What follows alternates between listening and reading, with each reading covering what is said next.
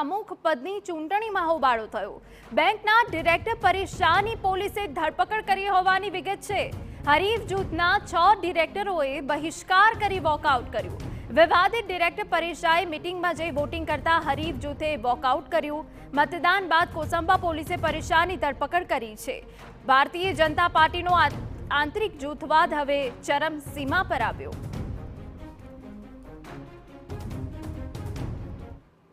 સાહેબ પોતે એમડી છે અને એ 467, 468, 471, 120 35 ડી અને એટ્રોસિટી એક્ટ હેઠળના ગુનામાં એમની પર ગુનો દર્જ થયો છે અને પોલીસ આજે એમને છાવરીને અહીંયા મતદાન કરવા માટે લઈને આવી છે। ખરેખર પોલીસ એમની કાર્યવાહી મુજબ આરોપી બહારથી દેખાય એટલે એને એરેસ્ટ કરવાનો હોય એની જગ્યાએ એ એમને લઈને અહીંયા ખાતે આવ્યા છે અને અમને અહીંયા એવું કહેવામાં આવે છે કે એમને મત આપવાનો અધિકાર છે, એમને મત આપવા દો એવું પોલીસ અમને કહે છે। તો વિગતો મળી રહી છે કે એલસીબી સહિતનો મોટો પોલીસ કાફલો ઘટના સ્થળ પર પહોંચ્યો હતો અને હાલ હાજર પણ છે। પોલીસે કામગીરી સામે એક જૂથના સમર્થકોએ સવાલો પણ ઉઠાવ્યા હોવાની વિગતો હાલ સામે આવી રહી છે। બેંકના પ્રમુખ પદની ચૂંટણીમાં જ ભાજપના 2 જૂથ આમને સામને આવી ગયા। સંવાદદાતા મેહુલ વધુ વિગત આપી રહ્યા છે। મેહુલ, પૂરી વિગત।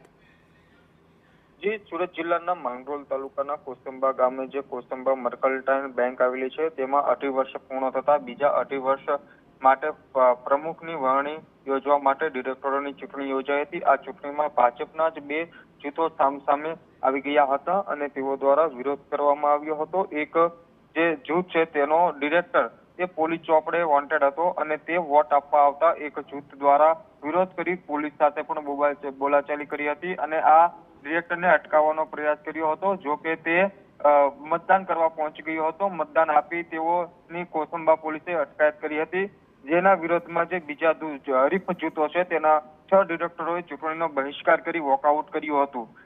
જે રીતે હાલ આ ઘટના બની છે જેને લઈને શિસ્તબદ્ધ ગણાતી ભાજપની જે જૂથવાદી છે તે ચરમસીમા પર આવી ગઈ છે। જી બિલકુલ, તો ભારતીય જનતા પાર્ટીનો આંતરિક જૂથવાદ ચરમસીમાએ આવ્યો છે।